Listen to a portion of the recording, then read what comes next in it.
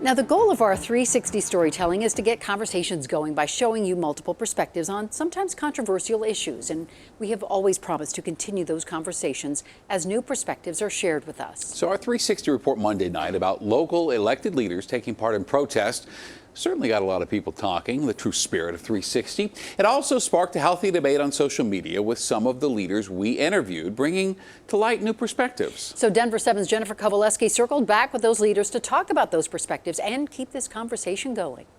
I think the story was the catalyst of putting out the question to our community: should elected leaders be actively participating in protesting? And the answer is yes. When we posed the question, the feedback came pouring in. It led to elected leaders here and across the country tweeting, "I am an elected official and I protest.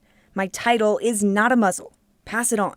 You guys good? And then local leaders held this press conference in Denver Wednesday evening. This is nothing new.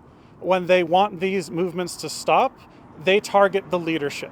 We are not separate from the people. When I got elected, I did not lose my constitutional rights. I am an extension of the people that I represent. We're here to set the record straight so folks understand that protesting is the voice of our unheard. We featured Denver School Board Director Tay Anderson in our original 360. He's participated and led Black Lives Matter protests. He wanted to speak to us again and add a new 360 perspective we didn't tackle in the first story. It's not an attack on Denver 7 or one journalist. It's simply to say this was a great start to start a larger conversation and to expose the hypocrisy that represents itself for those who have different party affiliations that will do this same action unsafe.